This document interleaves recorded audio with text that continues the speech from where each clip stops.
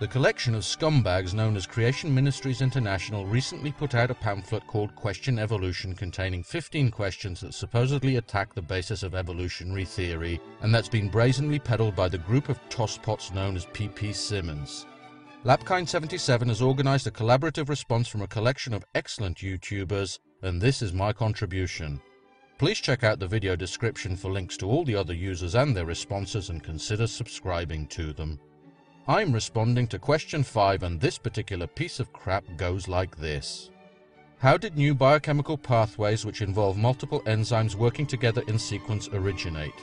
Every pathway in nanomachine requires multiple protein enzyme components to work. How did lucky accidents create even one of these components, let alone 10 or 20 or 30 plus at the same time, often in a necessary programmed sequence? Evolutionary biochemist Franklin Harold wrote, "We must concede there are presently no detailed Darwinian accounts of the evolution of any biochemical or cellular system, only a variety of wishful speculations." It really is difficult to express the number of levels on which this question fails. In fact, it's so loaded with ignorance and misinformation that it wouldn't surprise me if at any minute it collapsed under the gravitational field generated from the sheer weight of stupid that it contains. Of course, none of this comes as a shock, since the question originates in part from the despicable YouTubers known as PP Simmons, who I've demonstrated time and time again in previous videos are nothing but dishonest, dishonorable purveyors of vile and disgusting lies. The fact that these con artists are now teamed up with the equally reptilian group known as Creation Ministries International to produce this pamphlet of extra glossy toilet paper perhaps explains its unusually intense concentration of crap. With that said, I'll now explain why this question fails in every way imaginable, and why you'd be better off not reading the rest of this document and instead putting it to much more productive use. Firstly, the question itself commits the logical fallacies of the arguments from ignorance and personal disbelief. This again is no surprise, since this faulty reasoning is a favorite approach of most creationists. The fact that the questioner is unaware of how such biological pathways may have evolved says absolutely nothing about whether they did or not. It only speaks to their colossal ignorance on the subject and/or their willingness to blatantly lie about it. In fact, just the most cursory of searches in the scientific literature reveals dozens of peer-reviewed publications in exactly this field. So while creationists might consider this to be a deep and intractable mystery, it seems that the professionals who've dedicated their lives to training and working in these areas do not. Of course, in response, the creationist will predictably find an intricate biochemical pathway whose evolutionary heritage has not been fully mapped out in detail, and claim that it's impossible to believe that the said pathway arose via evolution. The creatard's incredulity at this possibility once again has no bearing on the truth content of the claim, but again this is a typical creationist tactic. Instead of attempting to generate evidence to demonstrate that such pathways cannot evolve, creationists merely assert that they cannot and expect to be taken seriously.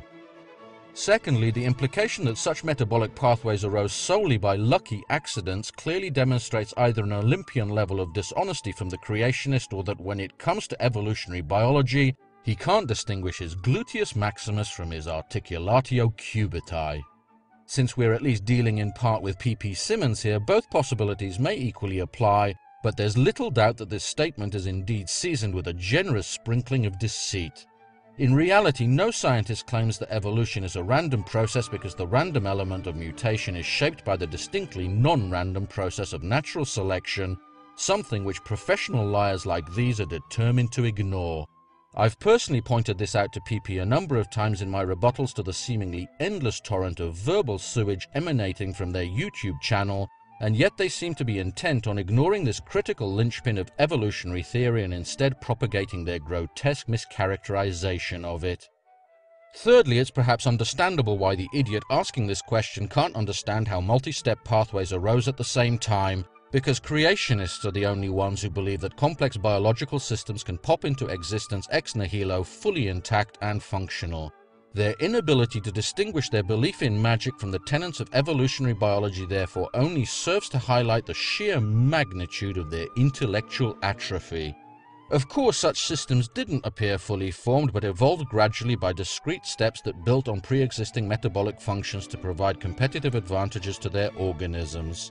We've observed the appearance of such discrete functions in the present day, both in the laboratory by the development of the ability to utilize citric acid as an energy source in bacteria grown under the appropriate selective pressures, and in the wild by the appearance of novel enzymes capable of allowing bacteria to utilize nylon oligomers as carbon sources. Furthermore, in the latter case, this evolution has not only been replicated in the laboratory, but two new and distinct nylonase enzymes have been identified in one bacterium in the wild, therefore clearly showing the evolution of a two-step pathway in barely one human lifetime. With such demonstrable and empirical evidence in hand, how big a leap is it really to imagine the evolution of more complex pathways over periods measured in billions of years? Fourthly, this argument also hints that evolution of sequential pathways is impossible because such systems are irreducibly complex. This argument completely ignores the fact that irreducible complexity is a description of the current state of a given biological system and not its evolutionary heritage. For example, consider a cell that requires two compounds, A and B, from its environment to survive. A new function arises that allows the cell to convert A to B, and since A is abundant and B is not, the cell gains a competitive advantage and the function is propagated in future generations. Imagine now that the cell loses the function to take up B.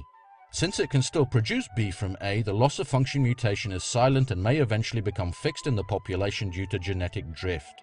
At this point, the metabolic pathway of A to B becomes irreducibly complex, but of course has not always been so. These concepts aren't very difficult to understand, and yet creationists absolutely refuse to recognize or acknowledge their existence, and instead insist on building their ludicrous straw men and attacking weaknesses in evolutionary theory that simply aren't there. Because at the end of the day, they're simply not interested in the truth, only in affirming their own pre-established and absolutely immovable position.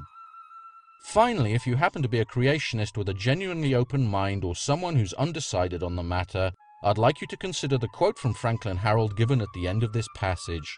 While at face value it does indeed seem damning, notice that it begins with a lowercase w and yet doesn't indicate any preceding text with an ellipsis. There's a reason for that, and that's presumably because the authors of this deceptive little rag didn't want you to realize that this line from Harold's book, The Way of the Cell, is preceded by the words, "We should reject as a matter of principle the substitution of intelligent design for the dialogue of chance and necessity, but..." This putrid and foul quote mine should quite clearly demonstrate that these individuals are willing to plunge neck deep into the sewage of their own making in order to perpetuate their filthy little lies, and underscores the dishonesty and ignorance I've been pointing out throughout this video. But I don't want you to take my word for it.